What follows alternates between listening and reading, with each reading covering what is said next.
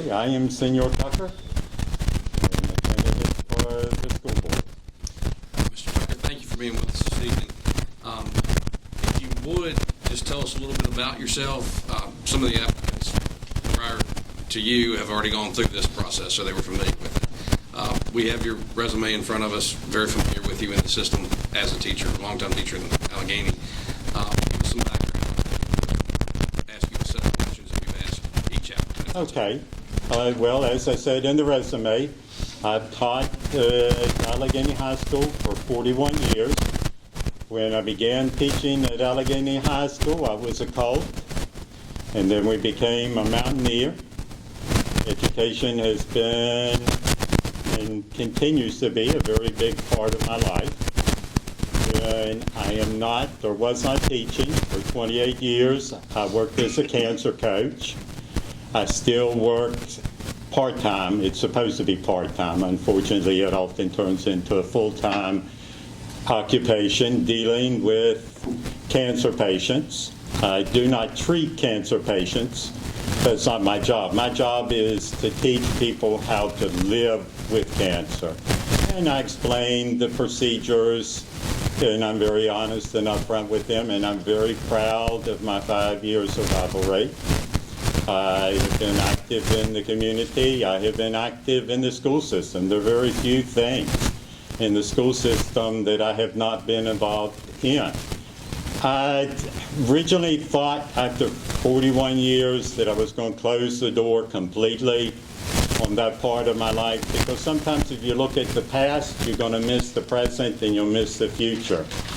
But then I began to feel that there was a lot of trepidation about the consolidation, and I felt it was unnecessary to a certain extent because I've already been through it. But I know exactly how they feel because I felt the exact same way.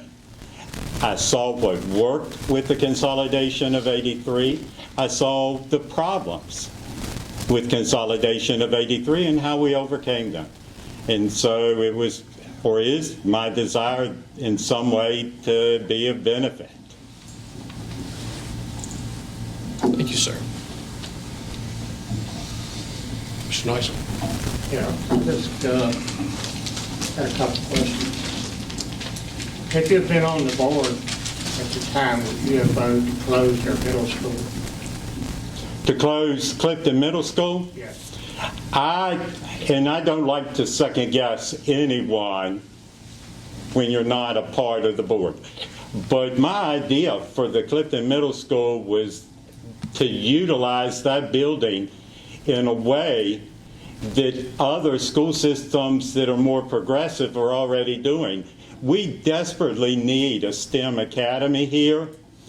We could have turned that into a new tech STEM academy, run it 4 through 8, even more grades with given the room that is there. And I think that would be a benefit to our community. But I will say that I graduated in 1975 from Covington High School, so I've also been a Cougar. And I am a big fan of holding on to part of the past, and I think Covington High School needs to remain a part of the community. But at the same time, Clifton Middle School, I feel, is also a vital need for the community. One of the things a lot of people may not know is that in 1985, we went through a major flood at Alleghany High School and the whole community. Our backup plan is that should Alleghany High School be flooded again and have to be closed, that we would utilize Clifton Middle School and Mountain View Elementary as a high school. So I'm not certain if anyone has looked into what would occur at this point in time if we were to remove ownership of the middle school, what we would do in the event that we were flooded again. And what we were told in '85, because that building is flooded several times, is that it was not a question of if, it was a question of when.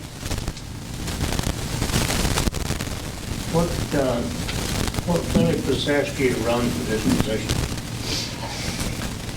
It actually was the last meeting when I heard members of the Clifton Middle School who were expressing their concerns, and it brought back feelings. I can tell you, in 1983, I was very apprehensive. It wasn't just the fact that I was a cult, it was the fact that change is scary for any of us, but it is a necessity. But in 1983, I think things went a little smoother because there was a lot more communication. The staff knew on a week-by-week basis what was going on. They sought their input. We met with the community. It's important that parents understand the tangibles. Parents don't want to hear this is going to be good for your child. They want you to show them that these are the increased classes that we cannot offer now, but we will be able to offer you. The community wants to know, what is the advantage of having a consolidated system? Did it work well? Yes. Were there problems? Yes. Did we overcome them? Yes. And my feeling is that since I've already been through it, I know the pitfalls before they come up, and it makes it a little bit easier. And so that was part of my desire. And to be honest as well, I have been retired now a month, and I still miss it. It's been a part of my blood. Current superintendent is my former student. Mr. Ross is my former student. Teachers are required to be in the building at 8 a.m. In 41 years, there were probably no more than 2 or 3 days that I was not in that building by 5 o'clock in the morning. I was there not because I had to be, but because I wanted to be. I wanted to be there for my students.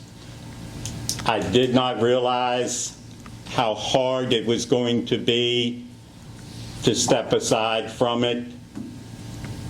And I would like to continue that relationship. I have loved teaching. I love this community. I want to see the community prosper. And I want to see the system be the best that it can be. A couple of years ago, I traveled to Orlando, Florida, with 2 of our students. Myself and another teacher presented at the National Educational Conference there. I was proud of that, but I tell you, I was more proud of the fact that 2 of our students from Alleghany County, who were the only 2 student presenters at the national conference, and they blew people away.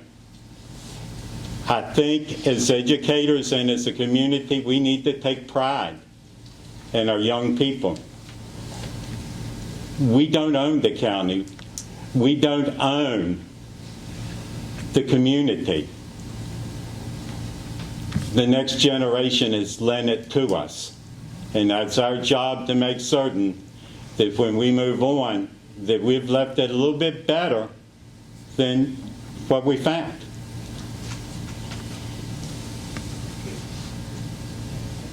Thank you, sir. You good? Ms. Cox? I've asked everyone else the same 3 questions, so Senor Tucker, I'm going to ask you the same ones as well. Okay. I do want to say I appreciate you running, and it's nice to see you. I had you back in 1984, something like that. So, you are, you definitely was a wonderful teacher for Spanish. So thank you for that first. So first question, what attributes and behaviors do you feel are essential for school board members to have?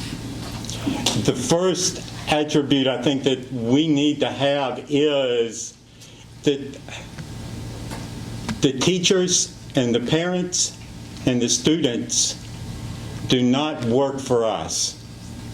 We work for them. I would feel it's the same way, and again, many of you were in my classroom, and you know, I am a big believer in listening to the stakeholders. What do you need? And we have to change.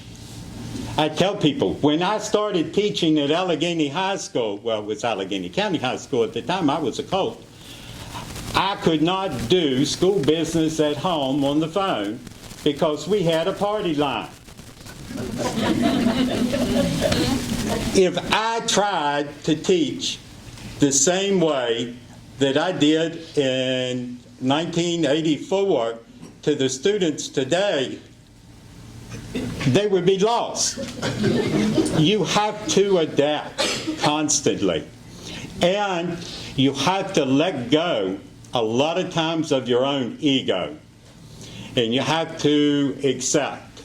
And again, anyone that has ever been in the classroom knows, I have started a lesson and realized they don't need it. And told them, okay, forget everything I said, let's go on to something else. And it's the same way. There's no way that if you are a member of a committee, and you all are, that you know that everyone's always going to agree with your decision. And it does not always be, or is not always correct. If I say, I think this is the way it should be, I might be wrong. And I'm willing to accept that I might be wrong. And if I think I'm wrong, then I'm going to change my opinion right then and there. And I think you have to be able to laugh at yourself, but I think you also have to be a good listener. And that's where the attributes of being a cancer coach come in, because you have to listen and let the patient tell you what they need. You can have two patients with the same type of cancer at the same stage, but their emotional and their physical and their spiritual needs may be miles apart. And the only way you know that is you listen. And I find that most parents, and I've dealt with over 41 years, a lot of parents know that you can't correct the problem, but they want somebody to listen to them, to make them feel like their viewpoint is important. And now it takes time, but fortunately for the first time in my life in 41 years, I have all the time in the world, and I want to use it. I am not an individual who can sit at home. Call me. If I'm not on the board anyway, call me and I'll call the board for you.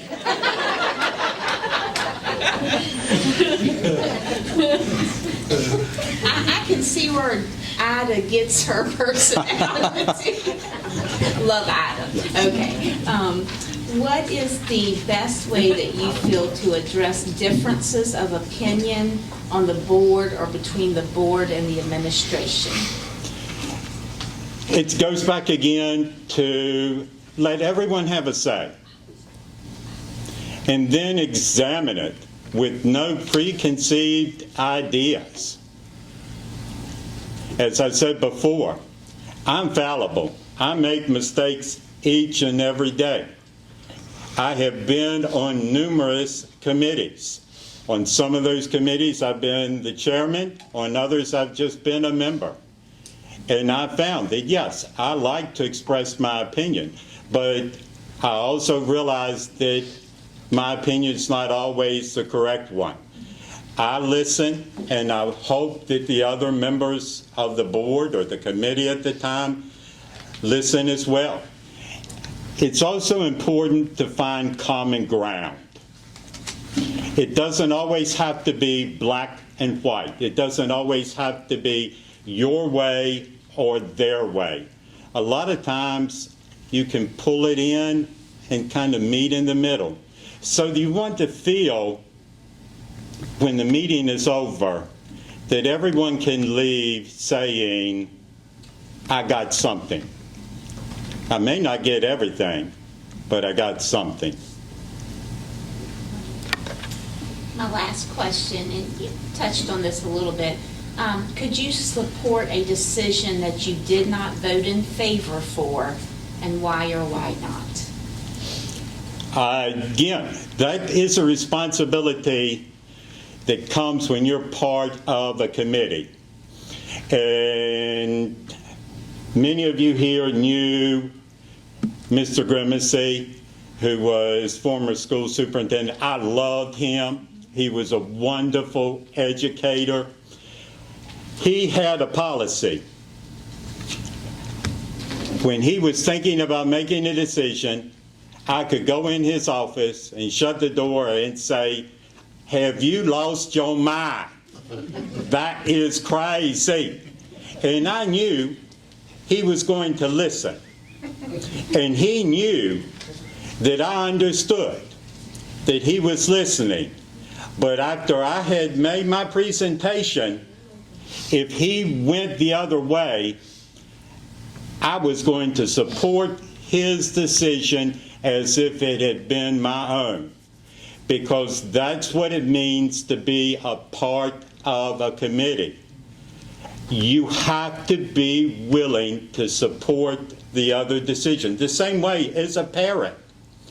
Yes, we try and push our children in certain directions.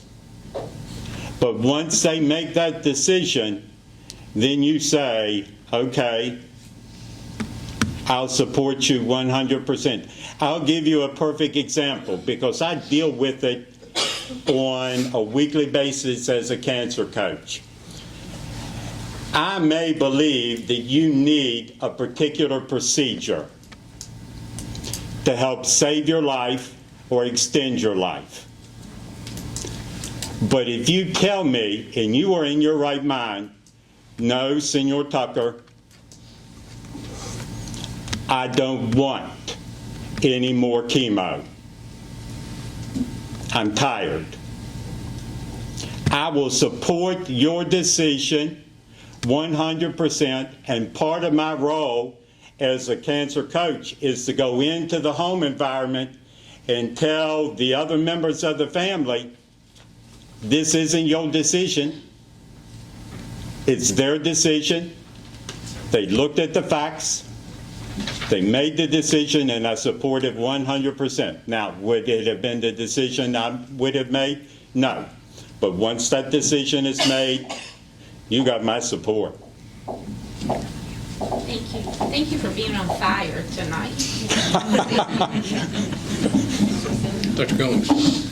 ¿Cómo está ustedes? Oh, muy bien, tú hablas bastante bien ahora español, vale. Gusto la bandera. Oh, gracias a la bandera de España, que viva España. Sí. Madrid. How important do you think it is to expose children to a diversity of thoughts, ideas, opinions, cultural backgrounds, economic theories, etc.? Do you think it's important to teach controversy? And what would you do if someone tried to ban a controversial topic from the school system? Well, first, being a foreign language teacher, and I can tell you that's not always been easy. And a perfect example, and you saw on the resume, that in the first year of the consolidated system, I taught Russian and I taught German. While I was teaching Russian, there were people who thought I was pushing communism. And when I taught German, there were people who thought I was pushing Nazism. I believe that you need an open and honest discussion of events. But at the same time, there is a valuable part of our own culture here that's very diverse that we never even discuss in the school system. That when Virginia outlawed teaching African American students and white students together. The parents and people in Ridge Patch and Potts Creek, Virginia in 1860 said, we don't care what you think. These are our people and we are going to educate them. We have a long history. When you get to a certain point, attempting to erase history is wrong. Now, I do believe that a community has the right to set certain boundaries. Maybe there's certain topics, but I'm not certain that you have the right to tell me that my child cannot learn something. It's okay to say, and I'm a big believer that parents in certain topics should be able to opt out. But to look at any particular issue and say, no, we can't teach both sides of the argument. That's less relevance today than when I began. When I began teaching 41 years ago, Alleghany County was a fairly sheltered community. That's why you may remember that at that time, Spanish vocabulary included words like quesadilla, enchilada, because a lot of the people in the area really had no idea. Social media has opened up the world. We can ban all we want, but the students know how to go online and get. Now, I am a very religious individual, but I have always made certain that I drew a line when dealing with my students. It's a difference in talking about religion and the different facets of it and proselytizing. And it's the same way. In each area, I think we have to call in the experts in that area. If it were an ethical question regarding a science question, what I would want to know is, what do the experts, meaning the people who were in the trenches every day, think about that particular issue? But all in all, because I've taught English as well, and we see books that one day are banned that a few years later are required reading, because tastes change, but great literature and great thoughts endure. Thank you. Gracias. Oh, de nada. Ese es tu habla. Thank you for coming. I've got two questions.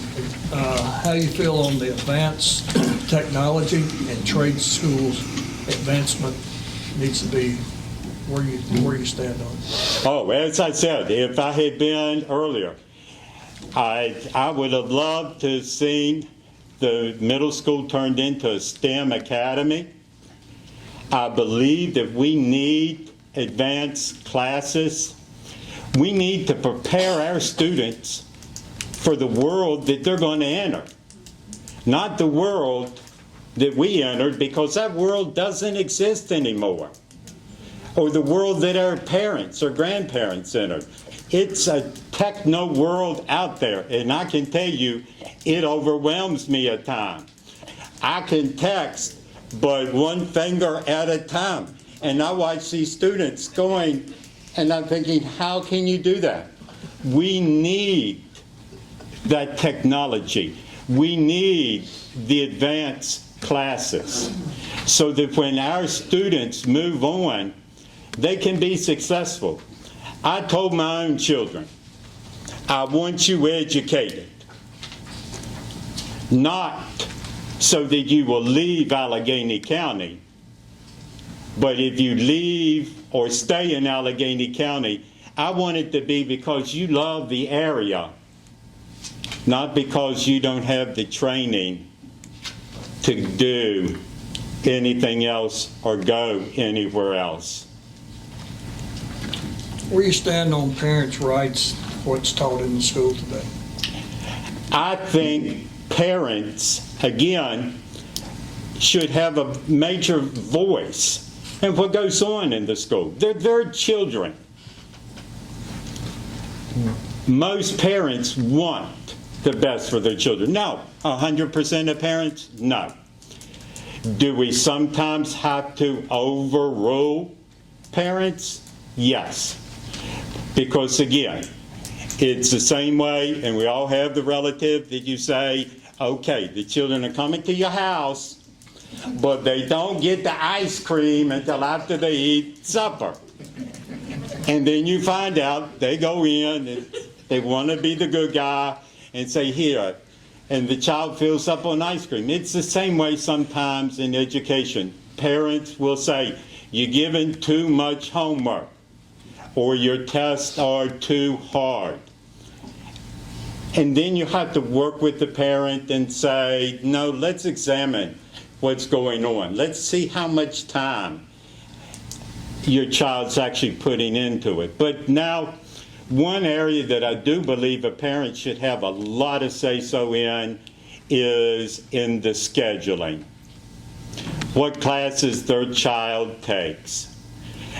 I have seen it too many times over the years to where a student says, I want to take advanced algebra and trig. No. Why? Because you didn't do well enough in the class before. And that goes back to a misconception. A lot of teachers have the misconception that what the kids are doing in high school in particular is going to be the end all of how they do the rest of their life. I cannot tell you the number of people I know who were former students who left Alleghany with a 3.0 average or a 2.5 average or a 2.0 average that I would have thought, after the first semester at college, they're going to be sitting back at home working at McDonald's, who years later are getting their PhDs because the children are going through transition and they are going to change. People mature at different rates. But I think as a parent that you need to have a certain amount of say-so in what your child takes. But when it comes to the content, that should be more up to the experts. It's the same way again. I tell people, I'm a cancer coach. I don't treat cancer. I don't tell you what medication to take. I don't tell you what procedures to have. I explain them to you. That's up for the expert. If you are an expert in mathematics, then you tell me, why do you have to learn the quadratic equation? When am I ever going? Well, you need it for the next step. And it's the same way. Yes, we want parental input. It's important. We had the class in Russian, we had the class in German, because parents wanted other languages. So we have to be receptive, but at the same time, we have to draw a line and realize that sometimes you've got to do what is best for the majority. Thank you, sir. Senor Tucker, thank you.